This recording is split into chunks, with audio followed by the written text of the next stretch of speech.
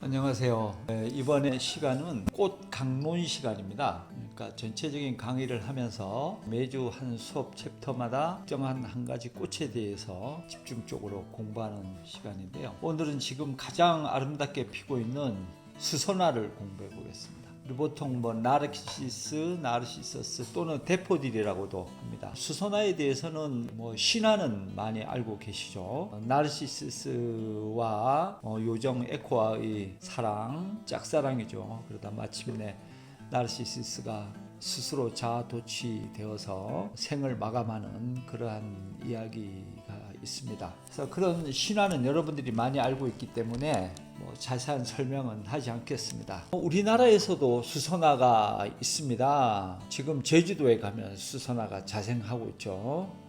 그러나 옛날에는 조선시대에는 배를 타고 제주도를 가보거나 그럴 기회가 적기 때문에 수선화를 중국으로부터 구해가지고 그 꽃에 대해서 다양한 시도 있었고 굉장히 그 문인들이 좋아했습니다. 가장 기록에 남는 분은 추사 김정희예요. 추사 김정희는 꽃을 키울 만큼 굉장히 좋아했습니다. 젊은 시절에 아버지를 따라서 북경에 가서 이 청순한 꽃을 처음 보고 사랑하게 됐다고 합니다. 구근을 알뿌리를 얻은 다음에는 이 알뿌리를 다산 정약용 선생한테 보냈어요.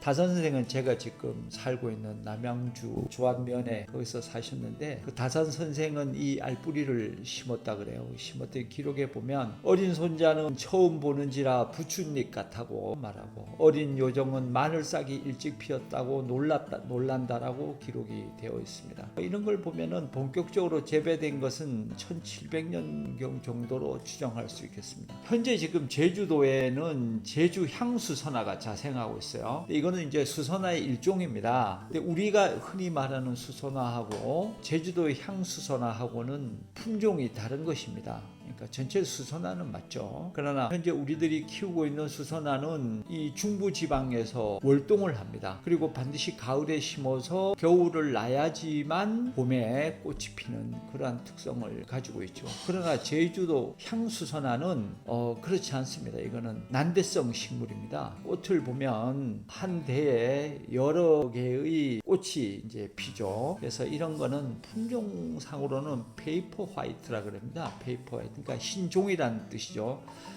원래 학명으로는 나르시서스 파피레서스라 그럽니다. 우리 파피루스라 그러잖아요. 종이를. 그러한 개념입니다. 그래서 이것은 꽃잎이 굉장히 얇고 월동을 하지 못합니다. 중부지방에서는. 제주도에서는 이 꽃을 몰만홍꽃이라 그러나 몰만홍. 그러니까 몰이라는 거는 큰 꽃을 말하고 크다는 뜻이고 그 다음에 소꽃잎이 마늘뿌리처럼 생겼다 그래가지고 몰만홍꽃이라고도 하고 또 다른 말은 귀한 이름으로 금잔옥대라고도 한다 그래요. 서양에서 들어온 이와 같은 파피레이서스 종들이 일부 있습니다. 그래서 대체로 보면은 한 대에 여러 가지 꽃들이 피고 이런 특성은 갖고 월동도 하지 못하고 그러나 꽃 색깔들이 조금씩 다르고 그렇죠. 그리고 이 페이퍼 화이트 종들은 물에서 잘 커요. 그래서 우리들이 수경 재배도 할 수 있습니다. 유리잔에다가 돌 같은 거를 이렇게 놓고 수선화를 심으면 그것이 썩지 않고 거기서 잘 자랍니다. 근데 이제 대부분의 이제 가장 혼란스러운 거는 여러분들이 그거를 우리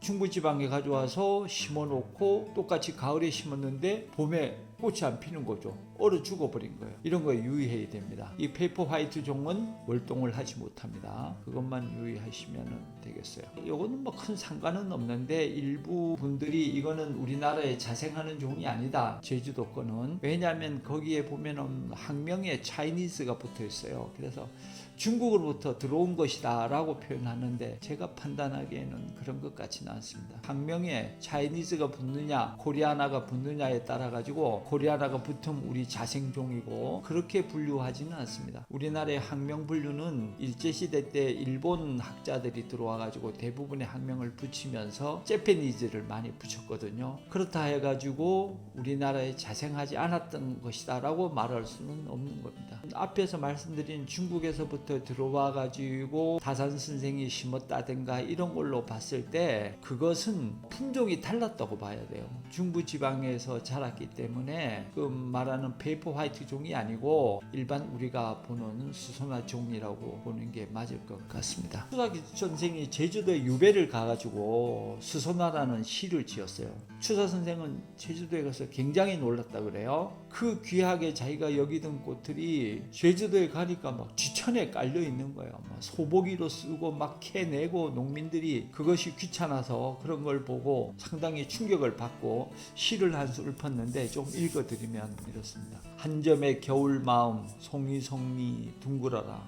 그윽하고 담담하고 냉철하고 빼어났네. 매화가 높다지만 뜨락을 못 벗어나는데 해탈한 신선을 맑은 물에서 정말로 보는구나 이랬습니다. 그러니까 수선화를 해탈한 신선이라고 표현을 했죠. 실제로 수선화 할 때 우리 한자로 보면은 물수자에 신선선자를 씁니다. 그래서 수선화라고 하죠. 그러니까 굉장히 귀하게 여겼었습니다. 시에서 추사 선생은 어떤 사물이 제자리를 얻지 못하면 이런 딱한 일을 당한다. 그러니까 수선화가 막 귀한 꽃임에도 불구하고 막 캐내어지고 천대받는다. 그것이 자기가 이렇게 유배 오고 하는 신세와 유사하다. 그런 생각을 가지고 있었다. 그래요. 그래서 호미 끝에 버려진 이 흔한 물건을 창 밟고 책상 조촐한 그 사이에 잘 모셔 공양한다라는 19절도 있습니다. 우리 오래된 문인들을 보면은 수선화는 아우요 매화는 형이라고 표현했다 그래요. 다른 표현을 보면 버선걸음으로 물리를 사뿐사뿐 조생딸 따라가는 능파선자라 이렇게 표현을 했습니다.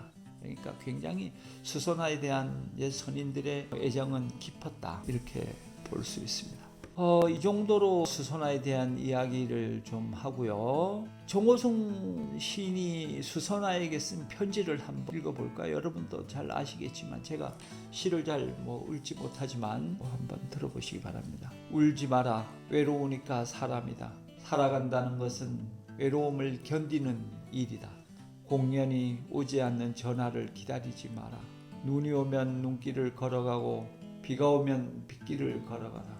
갈대숲에서 가슴 검은 도요새도 너를 보고 있다. 가끔은 하느님도 외로워서 눈물을 흘리신다. 새들이 나뭇가지에 앉아있는 것도 외로움 때문이고 내가 물가에 앉아있는 것도 외로움 때문이다. 산 그림자도 외로워서 하루에 한 번씩 마을로 내려온다. 종소리도 외로워서 울려 퍼진다. 어떻게 시인들은 이런 시를 쓸 수 있을까 정말 놀랍습니다. 특히 하느님도 외로워서 눈물을 가끔 흘리신다.